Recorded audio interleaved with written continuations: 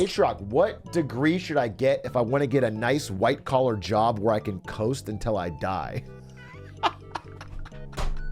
That's a great question. They call that on TikTok lazy girl jobs I've been seeing. I don't know why it has to be gendered, but maybe it's just because girls came up with a joke. They want a job that gives them work-life balance and isn't so stressful that they're getting emailed all hours of the day and they get to go home and just have a life. Just a stable job, you know? It's crazy because this used to be really common and now it's like the dream. It used to be like that was the common job, and then if you wanted more money, you had to like sell your life. I will tell you that I don't know off the top of my head any job that is guaranteed for your life. Imagine that you live to be as old as Joe Biden. Joe Biden, who is still working as our president, by the way, was born in the 1940s. He was born when World War II was still happening. If you live to be that age, a lot of things about the world are going to change during your life.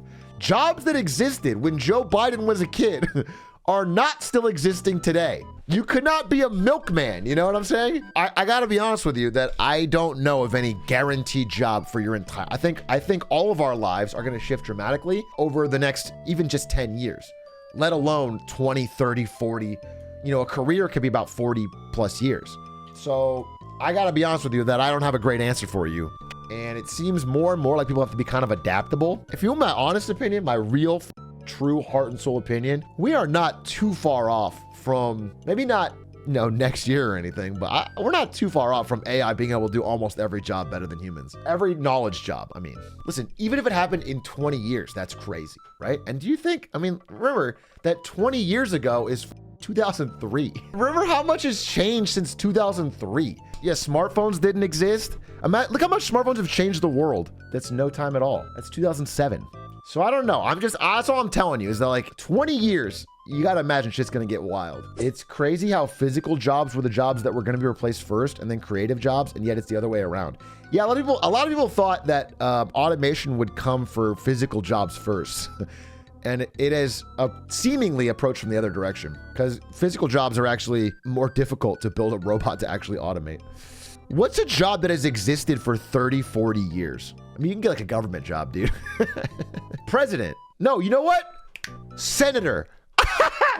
You know what? If you want a job where you can sit there and coast for the rest of your life, 30, 40 years, senator. Become a United States senator. Get on a couple committees. Get on a couple committees and then use that to insider trade. Build a nice wealth buffer for yourself and just do that for 30, 40 years. Bankers, lawyers, professors. Professor could work. Banker, not really what he's looking for, I think. I think the highly paid bankers work insane hours. Accounting, possibly. Profs don't make money. I don't think he wants money. He wants a nice white-collar job where I can coast until I die. Coast, to me, implies he's not hustling for money.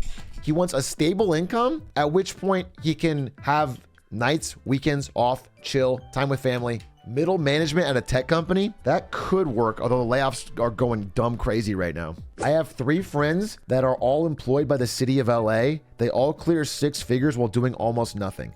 Yeah, I gotta say, I think government jobs, bro. Try to get a nice, cushy government job. Profs, dead ass, a terrible market. Yeah, I assume there's a lot of fucking people trying to be professors because everyone that enters teaching finds out that teaching is such a terrible, underpaid job. And the only part of it that has any sort of stability is like at the university level. And so everyone's trying to get it. I'm sure everyone's trying to get to the professor. $5. The entertainment industry. No matter what economic collapse happens, entertainment thrives and grows. I agree there's always going to be the entertainment industry. What I don't agree is that you have to specialize to get in the entertainment industry and that your role could very easily be made obsolete or go through difficult times. The writers are proof of this, right? The writers have had tough times. They had to go on a strike to even get basic wage growth. But like, imagine you're like, you work in the entertainment industry as like a cameraman or a craft services person or a lighter or a gaffer or any people on a set, and you're not part of a union. So you're not even part of the strike, but everything is shut down because of the strikes. So you're not getting paid and there's no strike fund. Do you know what I'm saying? They're unionized, but they weren't on strike. Yo, sup, Big A? I'm out of the military next week. Any advice? Dude, congrats. There are some people, like my father, who enjoyed their time in the military.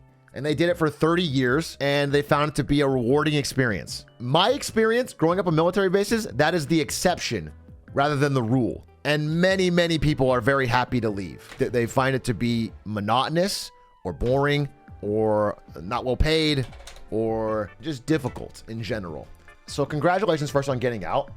Any advice? You haven't told me anything else other than that. So I gotta tell you congrats. Enjoy the freedom. My understanding is it's pretty decent, you know, like on a resume. My advice is to play it up. Act like you were in combat. You probably didn't do any sort of thing resembling combat. Act like you were, dude. Get kind of jacked, okay? Like work out and then talk about how you had time in the military. You know, just give off that vibe of like a guy who's seen some shit. Yeah. Look out into the distance a lot. Just every now and then, like, get a far off look. We were pinned down should always be your opener. No, see, that is directly lying. That is sort of stolen valor. What I'm saying is a lie of omission. What I'm saying is you say, honestly, I was in the military, and then you get that 1,000 yards. If they ask what you did, you just say you don't want to, just look off in the distance and say, I don't want to talk about it. Or just say stuff I could never take back. Whatever it took. You were in the military, right? What did you do? Whatever it took. I'd like a number 2 combo. I followed orders. I did whatever my CO told me to do. I didn't ask questions. That's not what this country asked of me. Yeah, it's not even, these are not lies. These are not lies. This is a true way to play up your military service where you probably sat around a base and drank Monster Energies and repeated the same thing day in, day out for 3 to 4 years. His time in the military was spent in San Diego for 3.5 years in complete air conditioning. Dude, then fucking go back. Re-enlist, bro. You got the San Diego post? Listen, I don't remember this that well, but my understanding is that's one of the all-time goated spots. Like, it's like actually really nice. Everyone wants to go there. A lot of people try to get transferred there. I think San Diego is like one of the best spots to get stationed in the whole fucking country. I remember my dad was saying that like he didn't want to do it, but to get stationed in Langley, maybe DC or the Pentagon, one of those is like the best for his career. And then Hawaii is the best for his life. No, we didn't live in either of these places. He ended up not getting either one. He didn't get the one best for his career and he didn't get the one best for life. We went to fucking Leavenworth, Kansas. We went to Leavenworth, Kansas, bro. Military prison, flat as shit. No, we went all over. I lived in 13 states, bro, and Germany. Weird flex. It's not a flex. I mean, maybe after the fact, it's kind of cool. Like now that I've done it, I feel like I have a more unique grasp on a true fact that all people are basically the same everywhere. I truly feel like I've internalized that in my bones, that no matter where I go on earth, all people are basically the same and most differences are pretty cosmetic. Even like people talk up like cultural differences. They are real. Don't get me wrong. People are all basically the same. They all kind of want the same shit. But as a kid, it sucks, especially because I am fucking boomer. So for a good chunk of this, social media wasn't even around. Smartphones weren't around, bro. I was moving and you just lose your friends.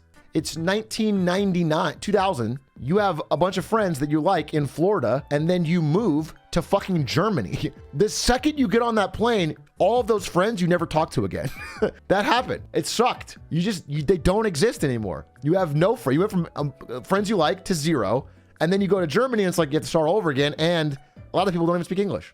And then the dinosaurs attacked the plane. Fuck you, bro. Not that long ago.